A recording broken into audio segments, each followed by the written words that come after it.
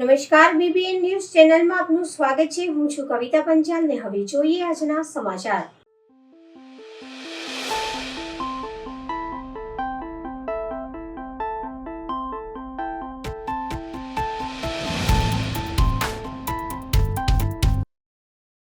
ગોરવાથી ઉંડેરા તરફ જવાના રસ્તા પર ગેસની લાઇન લીકેજ થતાં લોકોમાં ચિંતા જોવા મળી। પાણીની લાઇનના કામ કરતી વખતે ગેસની લાઇન ખોદી દેતા ગેસ લાઇન લીકેજ થતાં લોકોમાં ચિંતા જોવા મળી। તાત્કાલિક ગેસ કંપનીના અધિકારીઓ ઘટના સ્થળ પર પહોંચી ગયા હતા અને પરિસ્થિતિને કાબૂમાં લીધી હતી।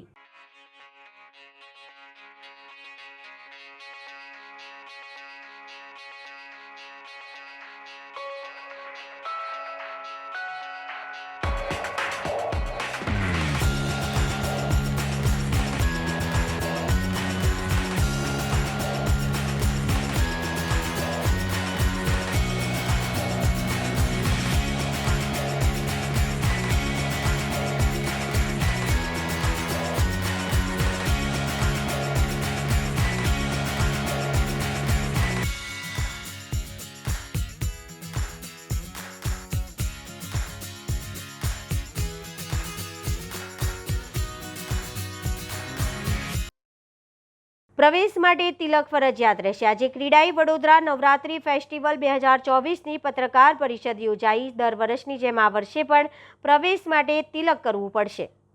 દર વર્ષની જેમ વડોદરા નવરાત્રી ફેસ્ટિવલ દ્વારા એક પત્રકાર પરિષદ બોલાવી અને જે આખી જે અમારું આયોજન હોય છે એની આખી સંપૂર્ણ રૂપરેખાની આપને માહિતી થાય અને 24 જે બોરવેલ કર્યા છે એના માટે પાણી જમીનમાં ઉતરી જાય અને આનાથી માનનીય પ્રધાનમંત્રીશ્રીનો જળ સંચયનો જે એ આપેલો છે આપણને બધાને એને પણ અમે પરિપૂર્ણ કરવાનો એક કોશિશ તરીકે અને આની શરૂઆત કરી છે।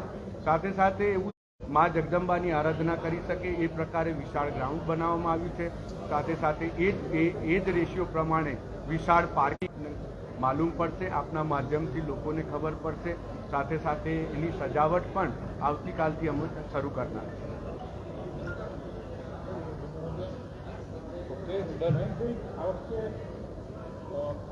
પહેલાંથી અમે આયોજન કરતા હોઈએ છીએ। આપ લોકોએ પહેલાં પણ જોયું હશે કે 20 ફૂટ જેટલી આખી ફાયર એક્ઝિટ સાથે સાથે ફાયરની ગાડી જતા જે હાર્ટના શ્વાસના લગતા પ્રોગ્રામ એક બનાવેલો છે। એટલે તમામ ગ્રાઉન્ડ પર રહેનાર વ્યક્તિઓ ઓન ડ્યુટી લોકોને કોઈ અનિચ્છનીય બનાવ ના બને, કોઈ પણ પ્રકારની કનડગત ના થાય એના માટે આખું ગ્રાઉન્ડ 300 જેટલા સિક્યોરિટી ગાર્ડથી સુસજ્જ રહેશે। સીસીટીવી કેમેરાથી રહેશે। માં જગદંબાની અંદર ઘણા ખરા લોકોને એક રોજીરોટીનું સાધન પણ ઊભું થાય છે। સાથે સાથે ફૂડકોર્ટની વાત કરીએ તો અમારા દ્વારા જે ફૂડકોર્ટ ઊભો કરવામાં આવે છે એ એકદમ એવું જોવા જાવ તો ખૂબ જ ઓછી કિંમતમાં અમે ફૂડ સ્ટોલ આપતા હોય છે। જે ફૂડ સ્ટોલનું આમ જોવા જાવ તો એ ફૂડ સ્ટોલ બનાવવામાં ફરાસખાનાનો ખર્ચો જે થાય છે એના કરતાં પણ 50% જેટલી કિંમતમાં આપીએ છીએ। અને તમામ ફૂડ સ્ટોલ ધારકો દ્વારા કાયમ એવું કહેવામાં આવે છે કે વડોદરા નવરાત્રી ફેસ્ટિવલમાં માત્ર 9 દિવસ માટે ફૂડ સ્ટોલ કરીને અમારા આખા પરિવારનું ગુજરાન ચાલે છે। એ અમારા ફૂડ સ્ટોલની ખાસિયત છે। અચ્છા, પ્રવેશને લઈને આપ શું કહેશો? એ વડોદરા નવરાત્રી ફેસ્ટિવલનું કાયમ માટે રહેલું છે કે વિના તિલક પ્રવેશ નહીં, એટલે તિલક વગર કોઈ પણ વ્યક્તિને પ્રવેશ નહીં મળે એ અમારી મેન્ડેટરી કન્ડિશન। જે ઘટનાઓ બની રહી છે અન્ય શહેરોમાં વિદ્યાર્થીઓને ખાસ ત્યાં આગળ શું સુરક્ષા વ્યવસ્થા, સાવચેતી શું રહેશે? જે અંદર પ્રવેશે છે લોકો એને કઈ રીતે અમારી ત્યાં પહેલામાં પહેલું તો એવું છે, આપને મારે વધારે માહિતી આપવી ના જોઈએ। આપને માલુમ છે કે તિલક, ગૌમૂત્ર અને ગંગાજળ આ 3 વસ્તુ એના હથિયાર છે। આનાથી વિશેષ મારે કંઈ કહેવાનું રહેતું નથી।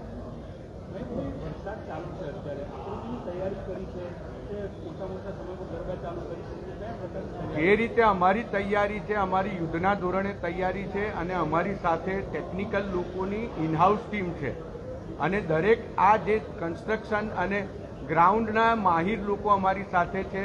અને અમે આપને પહેલાં બી જણાવી દીધું કે ગ્રાઉન્ડની અંદર આજે પણ તમે જઈને જોઈ શકો છો કે 80% ગ્રાઉન્ડ ગરબા રમાડવાની પરિસ્થિતિમાં છે। જે ગ્રાઉન્ડ અમે 14 ફૂટનો જે રેડિયસ વધાર્યો છે, નવો એરિયા કર્યો છે, એટલા એરિયા પૂરતું જે પાણી ભરાવાનો પ્રશ્ન હતો આજે તમે જઈને જોઈ શકો છો।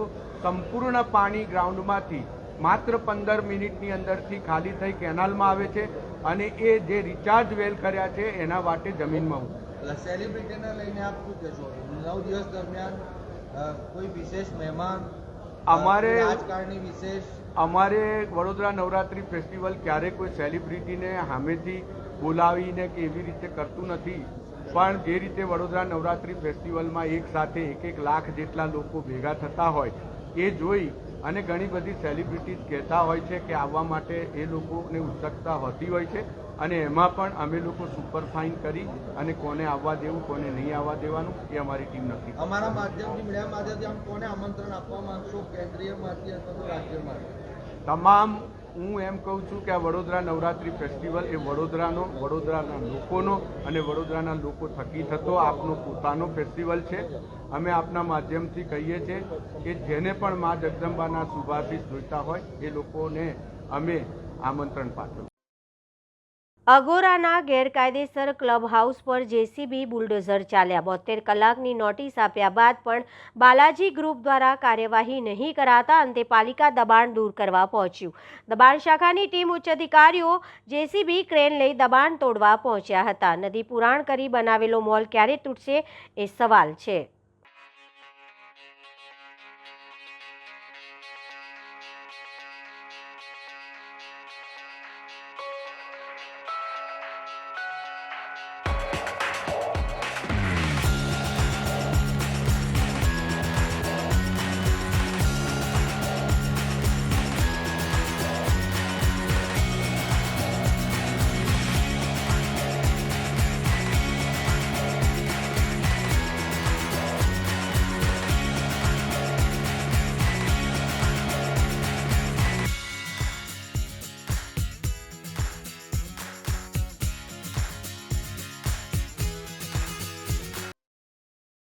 સમગ્ર શિક્ષણ જગતને શર્મસાર કરતી અને કાળજું કંપાવનારી ઘટના દાહોદ ખાતે 6 વર્ષની માસૂમ દીકરીની હત્યા થતાં દીકરી પર બળાત્કાર ગુજારવા જતા દીકરીએ બૂમો પાડતા ગળું દબાવીને હત્યા કરનાર આચાર્યને ફાંસી આપવાની માંગ સાથે આજે એનએસયુઆઈ ગુજરાત યુનિવર્સિટી ગેટ પાસે આશ્ચર્યજનક કાર્યક્રમ આપ્યો. 50થી વધારે એનએસયુઆઈના કાર્યકર્તાઓની પોલીસ દ્વારા અટકાયત કરવામાં આવી. સાવલીમાં વીજળીનો વાયર પડતા એક વૃદ્ધાનું મોત. સાવલીના પોઈચા ચોકડી પાસે આવેલા વસાહતમાં ઘટના બની. મૃતક મંગુબેન વસાવા સવારે પાણી ભરવા ઘરની બહાર ઊભા હતા. તે અચાનક વીજળીનો કેબલ એમની ઉપર પડતા ઘટના સ્થળે તેમનું કમકમાટી ભર્યું મોત નીપજ્યું હતું. વીજળીના લીધે મૃત્યુ થતાં લોકોમાં સાવલી જીબી સામે રોષ જોવા મળ્યો. થોડા દિવસ પહેલા જ આ જ સ્થળે વીજળી પડતા એક ગાયનું મૃત્યુ થયું હતું. અવારનવાર સાવલીમાં વીજળીથી મોતનો સિલસિલો યથાવત. સાવલી જીબીની બેદરકારીના લીધે મોત થયાના સ્થાનિકોનો આક્ષેપ. સાવલી પોલીસને જાણ થતાં ઘટના સ્થળે પહોંચી કાયદેસરની કાર્યવાહી કરી બોડીને પીએમ અર્થે સાવલી સામૂહિક આરોગ્ય કેન્દ્ર ખાતે ખસેડવામાં આવી. મારું નામ બાબુ છે, મારું બાનું નામ મંગુબા છે. તે સવારે 5 વાગે ઉઠીને પાણી ભરતા હતા તો અચાનક લાઇટનો થાંભલાથી એક વાયર તૂટતા મારી બા પર પડ્યો તો મારી બાનું તરત જ મૃત્યુ થઈ ગયું. થોડા સમય પહેલાં પોઈચા ચોકડી પર એક ગાયનું પણ કરંટ લાગવાથી મોત થયું અને બજારમાં એક બકરીનું પણ એવી રીતના કરંટ લાગવાથી મોત થયું. તો આ ઘટના બીજી ફેર બી બની શકે એવું કંઈ લાગે છે. આમ કે વાયર બધા ડેમેજ છે, આગળ બી એવું છે, તે બાજુ બી એવું જ છે. આપની શું માગ છે? અમને બસ યોગ્ય ન્યાય અમને મળવો જોઈએ. આ જે ઘટના બની એના પાછળ જવાબદાર આપ કોને માનો છો? જીબી વાળાને. આપનું નામ? બાબુભાઈ મગનભાઈ વસાવા. દામનગર રેલવે સ્ટેશનના નવા પ્લેટફોર્મ પર લોકાર્પણ પહેલા જ ફાટી ગયા. પાલિકા પ્રમુખ નારોલ સહિતના અગ્રણીઓએ સ્થળ વિઝિટ કરતા સંપૂર્ણ પ્લેટફોર્મ ઊભા ફળિયા જોઈ ચોંકી ઉઠ્યા. 8 કરોડના ખર્ચે ચાલતા વિકાસ કામમાં નબળી ગુણવત્તાથી નારાજગી. રેલવે સલાહકાર સમિતિએ પણ વિઝિટ કરી સ્થળ નિરીક્ષણ કરવું જોઈએ. આટલું બધું નબળું કામ કેમ ચલાવી લેવાય?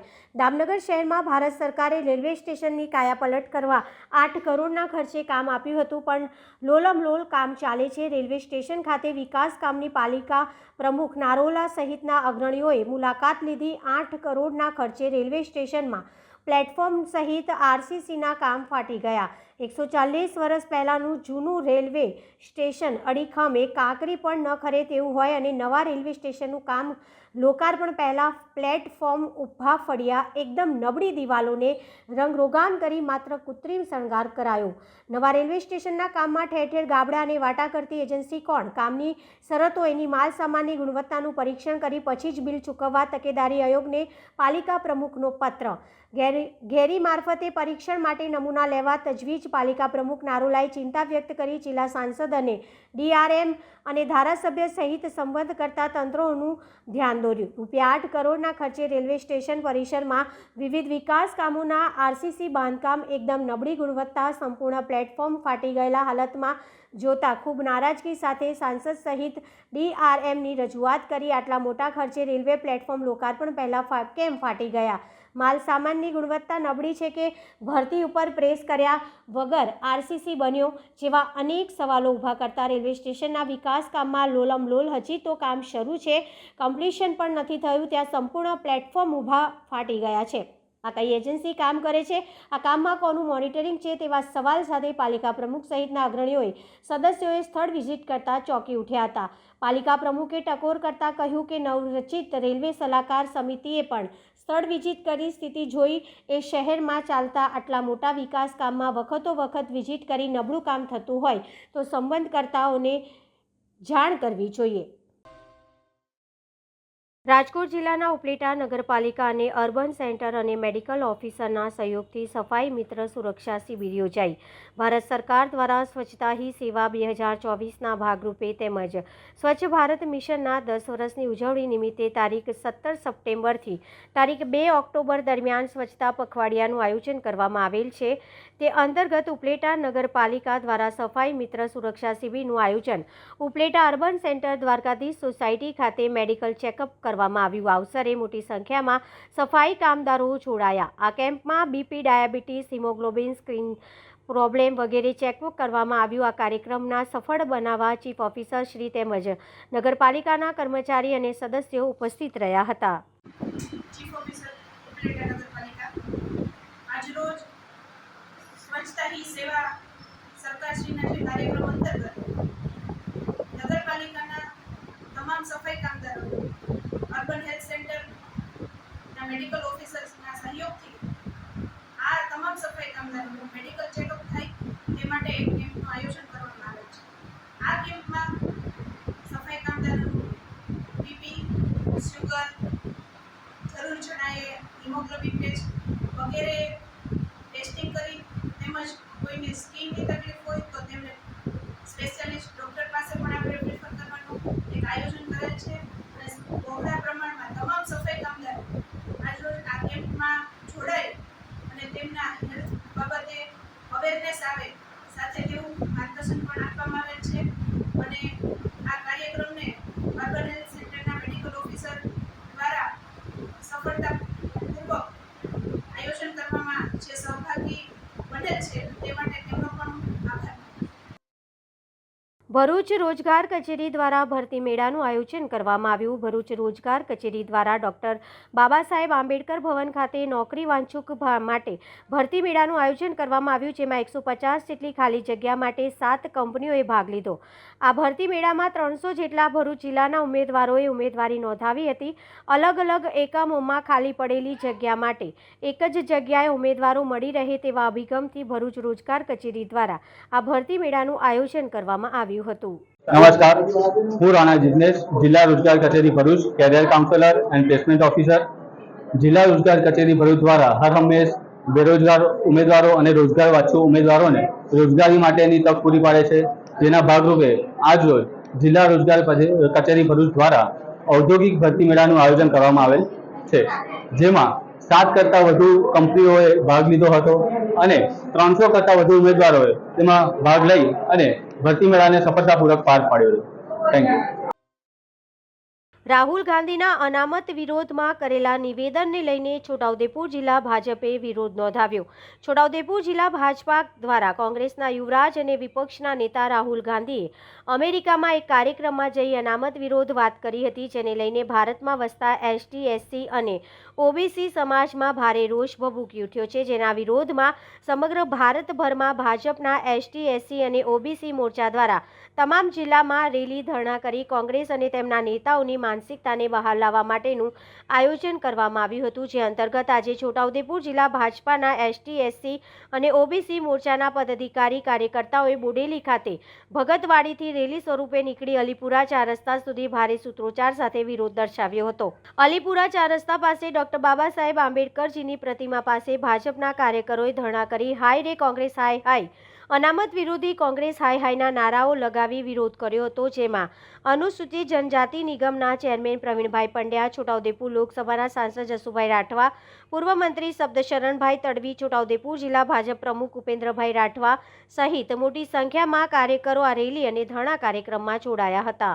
કોંગ્રેસના યુવરાજ અને વિરોધ પક્ષના નેતા રાહુલ ગાંધી અમેરિકાના પ્રવાસ દરમિયાન યુનિવર્સિટીના કાર્યક્રમમાં ભારતના પછાત એવા એસસી, એસટી અને ઓબીસી સમાજનું અનામત નાબૂદ કરવાનું જે નિવેદન કર્યું છે, એના વિરોધમાં ભારતીય જનતા પાર્ટી દ્વારા આજરોજ બોડેલી ખાતે રેલી અને ધરણા પ્રદર્શનનો કાર્યક્રમ કરવામાં આવી રહ્યો છે. ભારતીય જનતા પાર્ટી કોંગ્રેસની આ અનામત વિરોધી જે ગતિવિધિ છે એને ખુલ્લી પાડશે અને રાહુલ ગાંધી અને છેક જવાહરલાલ નહેરુ સુધીના જે અનામત વિરોધી એમના વલણો છે એનો સખત વિરોધ કરે છે અને રાહુલ ગાંધીને આ નિવેદન બદલ અત્યંત ખેદની લાગણી વ્યક્ત કરે છે. હમણાં અમેરિકાના પ્રવાસ દરમિયાન કોંગ્રેસના દિગ્ગજ નેતા કહી શકાય એવા રાહુલ ગાંધીએ જે સ્ટેટમેન્ટ આપ્યું કે હમણાં અમારી કોઈ પરિસ્થિતિનું નિર્માણ નથી કે જે અમે અનામતની અંદર દૂર કરી શકીએ. એટલે એમનો કહેવાનો મતલબ એ હતો કે જ્યારે અમારી સરકાર ભારતની અંદર બનશે ત્યારે અમે અનામત દૂર કરીશું. આ એમના નિવેદનથી સમગ્ર દેશની અંદર ખૂબ રોષ ફાટી નીકળ્યો છે અને ભારતીય જનતા પાર્ટી એમના આ નિવેદનને સખત વખોડી કાઢે છે. એક તરફ ચૂંટણી દરમિયાન સંવિધાનની ચોપડી લઈને સંવિધાનના એક પવિત્ર ગ્રંથની મજાક બનાવી અને ચૂંટણીના મુદ્દાની અંદર તેઓ એસસી, એસટી, ઓબીસીના મત અંકે કરવા માટેનું એક મોહરું બનાવી અને સંવિધાનની પુસ્તકને લોકોની સમક્ષ મૂકી અને તેઓ અંકે કરવાનો પ્રયાસ કરતા હોય અને બીજી તરફ એમના નહેરુ યુગથી લઈને અત્યાર સુધી એમનું જે દલિત વિરોધી માનસિકતા, એમની એસસી, એસટી, ઓબીસી વિરોધી માનસિકતા એમણે છતી કરી અને કહ્યું કે અમારી અત્યારે પરિસ્થિતિ નથી, પણ જ્યારે ભારતની અંદર કેન્દ્રની અંદર અમારી શાસન આવશે ત્યારે અમે એક ઝાટકે અનામત દૂર કરી નાખીશું. આ રીતે એમને બે મોઢાની તલવારની વાત કરી અને એમનું પોતાનું જે મોહરું હતું દલિત વિરોધી, એસસી, એસટી વિરોધી, એ એમણે છતું કર્યું. એનો સમગ્ર દેશની અંદર ખૂબ આક્રોશ અને એમના વિરોધનો રોષ સમગ્ર દેશની અંદર જોવા મળી રહ્યો છે. એસએન પટેલ કોલેજ છોટાઉદેપુર ખાતે જિલ્લા પંચાયતના પ્રમુખ મલકાબેન પટેલના અધ્યક્ષસ્થાને જિલ્લા કક્ષાનો ગરીબ કલ્યાણ મેળો યોજાયો. ગરીબ કલ્યાણ મેળામાં 1856 જરૂરિયાતમંદોને 10 વિભાગ દ્વારા ₹3.46 કરોડના લાભો અર્પણ કરાયા. રાજ્ય સરકારની વિવિધ યોજનાકીય સહાય ગરીબ જરૂરિયાતમંદ લાભાર્થીઓને એક જ સ્થળે હાથોહાથ આપવાના આશ્રયથી રાજ્યભરમાં ગરીબ કલ્યાણ મેળાના 14મા કરવામાં આવ્યો હતો. જેના ભાગરૂપે છોટાઉદેપુર જિલ્લામાં જિલ્લા કક્ષાના ગરીબ કલ્યાણ મેળો એસએન પટેલ કોલેજ ખાતે જિલ્લા પંચાયત પ્રમુખ મલકાબેન પટેલના અધ્યક્ષસ્થાનમાં યોજાયો હતો. જેમાં છોટાઉદેપુરના સાંસદ શ્રી જસુભાઈ રાઠવા, ધારાસભ્ય શ્રી જયંતિભાઈ એસ રાઠવા તેમજ મહાનુભાવના હસ્તે લાભાર્થીઓને સાધન સહાયનું હાથોહાથ વિતરણ કરવામાં આવ્યું. 2024-25ના ગરીબ કલ્યાણ મેળામાં કુલ 1856 લાભાર્થીઓને 10 વિભાગો દ્વારા ₹3.46 કરોડના લાભોનું વિતરણ કરવામાં આવ્યું હતું. આ પ્રસંગે જિલ્લા પંચાયત પ્રમુખ શ્રી મલકાબેન પટેલ અને સાંસદ શ્રી જસુભાઈ રાઠવાએ પ્રાસંગિક ઉદ્બોધન કર્યું હતું. આ વેળાએ મુખ્યમંત્રી શ્રી ભૂપેન્દ્રભાઈ પટેલની અધ્યક્ષતામાં બનાસકાંઠા જિલ્લામાં આયોજિત રાજ્ય કક્ષાના ગરીબ કલ્યાણ મેળાના કાર્યક્રમનું જીવન પ્રસારણ સૌએ નિહાળ્યું હતું. તમામ ઉપસ્થિત મહાનુભાવો, અધિકારીશ્રી અને લાભાર્થીશ્રીઓએ સ્વચ્છતા હી સેવાના શપથ લીધા હતા. આદરણીય નરેન્દ્રભાઈ મોદી સાહેબ આ વિસ્તારની અંદર, સમગ્ર ગુજરાતની અંદર અને સમગ્ર ભારતની અંદર ભ્રમણ કરીને ગરીબીને ખૂબ નજીકથી જોયેલી. એટલે એમણે મુખ્યમંત્રી બન્યા પછી સમગ્ર વિસ્તારની અંદર આદિવાસી વિસ્તાર હોય કે અન્ય વિસ્તારોની અંદર હોય જ્યાં શિક્ષણનું પ્રમાણ ઓછું હતું એવા વિસ્તારોની અંદર 2005માં એમણે શાળા પ્રવેશ ઉત્સવ અને કન્યા કેળવણી મહોત્સવ શરૂ કરીને એમણે જાતે ગામડાઓની અંદર પ્રવાસ કરીને દીકરા દીકરીઓને પ્રવેશ અપાવ્યો હતો. આ પ્રવાસ દરમિયાન મલાજાના એક દીકરા જેમણે એમણે આંગળી પકડીને શાળાની અંદર પ્રવેશ અપાવ્યો હતો એવા દીકરો આજે ડોક્ટર બનીને આ જનતાની સેવા કરી રહ્યો છે. આ સફળ ગાથાની વાત કરીએ. ગુજરાત રાજ્યમાં ગરીબ કલ્યાણ મેળાની શરૂઆત 2009માં કરવામાં આવી હતી. દર વર્ષે આ ગરીબ કલ્યાણ મેળો યોજવામાં આવે છે.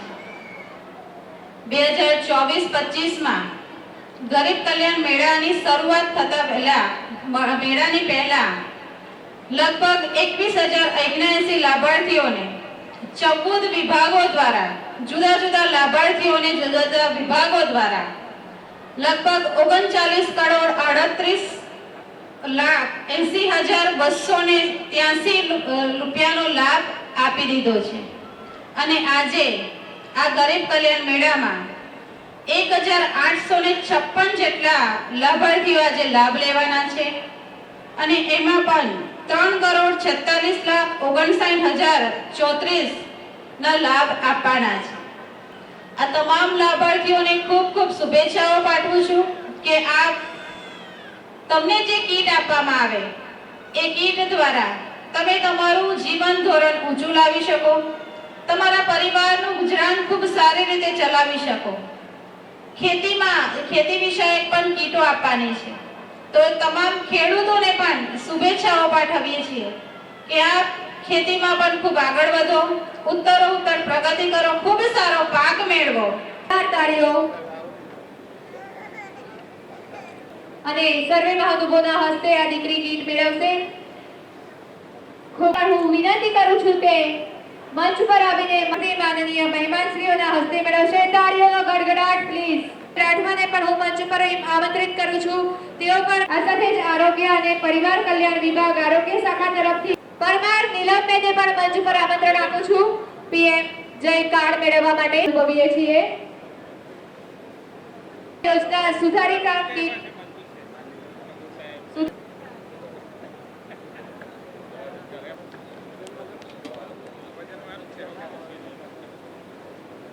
બનાવીએ છીએ.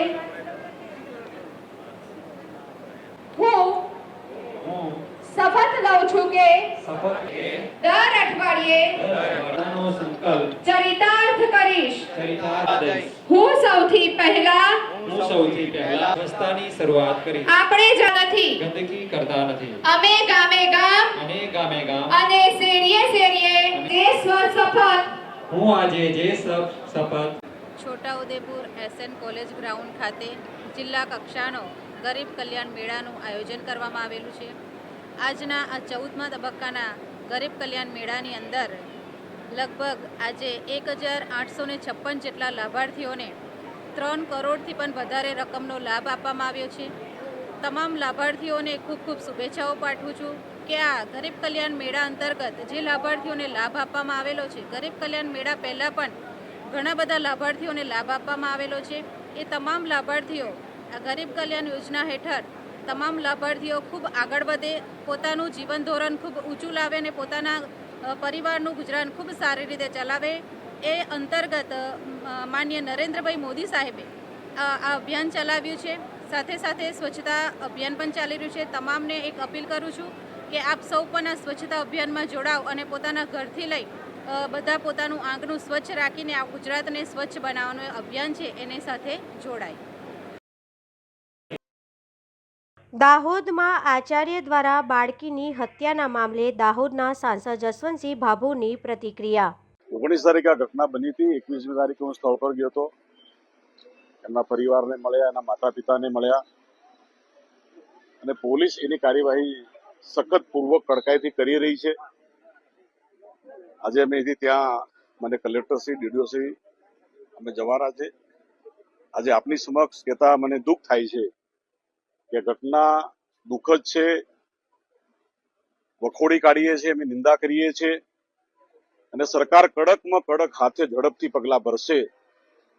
કોઈ પણ આરોપી હશે કોઈને છોડવામાં નહીં. સાહેબ, આવનાર સમયમાં કોઈ પણ પ્રકારની આવી ઘટના ન બને તે માટે કયા પ્રકારનું આયોજન કરવામાં આવશે? શું સજા આપવામાં આવશે તેને? સજા કોર્ટનો વિષય છે. ફાસ્ટ ટ્રેક કોર્ટ થકી તાત્કાલિક કડકમાં કડક પગલા ભરશે. સાહેબ, લોકો ફાંસીની માંગ કરી રહ્યા છે, તેને લઈને શું કહેશો? ફાસ્ટ ટ્રેક કોર્ટ જે નક્કી કરે. સર, હજુ સુધી માનવ અધિકાર પંચમાં રિપોર્ટ કરવામાં આવ્યો નથી. કરવામાં આવશે તો તપાસ ચાલી જ રહી છે. તપાસ અંતિમ તબક્કામાં છે. ડભોઈમાં ગઢ ભવાની ચેરિટેબલ ટ્રસ્ટ દ્વારા 7મા વર્ષમાં આદ્યશક્તિ આરાધના નવરાત્રી ગરબાનું આયોજન એપીએમસી ગ્રાઉન્ડ ખાતે કરવામાં આવ્યું છે, જેમાં યુવાધન યુવક યુવતીઓ માટે કપાળે તિલક અને ટ્રેડિશનલ ડ્રેસ ફરજિયાત કરાયો છે.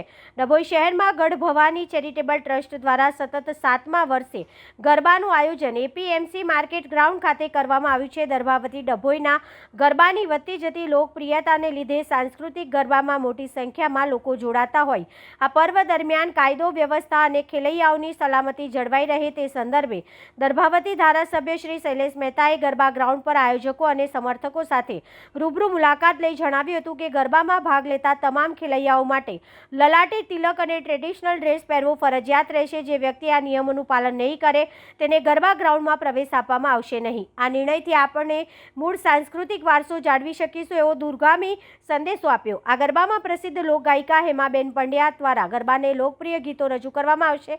આ કાર્યક્રમમાં નગરપાલિકા પ્રમુખ બિરેન શાહ, વડોદરા જિલ્લા કેળવણી મંડળ પ્રમુખ અને ગુજરાત ભાજપ પ્રદેશ સમિતિના સદસ્ય શશિકાંતભાઈ પટેલ, જિલ્લાના મહામંત્રી બીજે બ્રહ્મભટ્ટ, જિલ્લા પંચાયત ઉપપ્રમુખ અશ્વિનભાઈ પટેલ, વકીલ મહિલા પ્રમુખ સોનલબેન, કિશોરભાઈ સોલંકી, વિશાલભાઈ શાહ ભાજપના અગ્રણી ઉપસ્થિત રહ્યા હતા. 3જી તારીખથી નવરાત્રીનો પ્રારંભ થાય છે.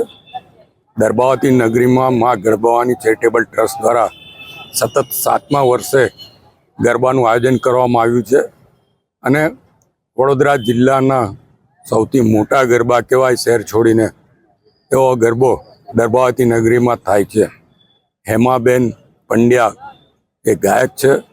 સાથે જ સુંદર વ્યવસ્થાઓ આપ જોઈ શકો અહીંયા કરવામાં આવી રહી છે. મારી આપના મારફત જે ખેલૈયા છે એમને વિનંતી, ટ્રેડિશનલ ડ્રેસમાં જ આવવું. ટ્રેડિશનલ ડ્રેસ નહીં હોય તો સિક્યુરિટી એમને બહાર કાઢશે, એટલે મહેરબાની કરીને શ્રમ ના ભરાવતા અને તમામે તિલક કરીને આવવું. તિલક વગરના કોઈને પણ એલાઉ કરવામાં નહીં આવે. આ 2 શરતો ખાસ કરીને યુવાનો માટે છે કે કોઈ પણ યુવાન આવે તો તિલક કરીને આવે અને સાથે ટ્રેડિશનલ ડ્રેસ પહેરીને આવે. ગઈ વખતે પણ વારંવાર કહેવા છતાં કેટલાક લોકોને તકલીફ કરવી પડી હતી. ફરીવાર આ વખતે કરવી ના પડે, એટલે મહેરબાની કરીને તિલક એ દર્ભાવતીથી શરૂ થઈને સમગ્ર ગુજરાતમાં તિલક વગર એન્ટ્રી નહીં, નો તિલક નો એન્ટ્રી એ શરૂઆત થઈ છે. ત્યારે દર્ભાવતી નગરીના તમામ યુવાનોની ફરજ છે કે તિલક કરીને આવે અને ટ્રેડિશનલ ડ્રેસમાં આવે અને આપણી દર્ભાવતીની સંસ્કારિતાને આપણે ઉજાગર કરીએ એવી આપ સૌની પાસે અપેક્ષા રાખું છું. જય ગઢભવાની. ફેકલ્ટી ભાજપના ઈશારે ચાલતી હોવાના આક્ષેપ. ભાજપના સદસ્યતા અભિયાનમાં સભ્ય બનશે તો જ વિદ્યાર્થીઓને રાત્રિ બિફોર નવરાત્રિ માટે ગરબાના પાસ મળશે. કેમ્પસમાં ચર્ચા. વિદ્યાર્થીઓને પાસ માટે ભીડ. એમએસ યુનિવર્સિટીની કોમર્સ ફેકલ્ટી ખાતે રાત્રિ બિફોર નવરાત્રિના પાસ વિનામૂલ્યે આપવા કૃષ્ણા ગ્રુપ દ્વારા ટેબલ મુકાયું. જો કે ભાજપના સદસ્યતા અભિયાનમાં સભ્ય બનશે તો જ વિદ્યાર્થીઓને રાત્રિ બિફોર નવરાત્રિ માટે ગરબાના પાસ મળશેની કેમ્પસમાં ચર્ચા. કૃષ્ણા ગ્રુપની આ કામગીરી માટે ડીને મંજૂરી આપતા ફેકલ્ટી ભાજપના ઈશારે ચાલતી હોવાના આક્ષેપ. વિવાદ વધતા કૃષ્ણા ગ્રુપ રવાના થયું હતું. આજે કોમર્સ ફેકલ્ટી મેઇન બિલ્ડિંગ ખાતે દર વખતની જેમ આ વખતે પણ રાત્રિ બિફોર નવરાત્રિનું અમે આયોજન રાખ્યું છે. એ સંદર્ભે અમે વિદ્યાર્થીઓમાં ફ્રીમાં નવરાત્રિના પાસનું ડિસ્ટ્રીબ્યુશન કરીએ છીએ. તો આ હતા આજના સમાચાર. આવતીકાલે ફરી મળીશું આ ચેનલ પર આ સમય. ત્યાં સુધી સમગ્ર બીબીએ ન્યૂઝ ચેનલની ટીમને રજા આપશો. નમસ્કાર.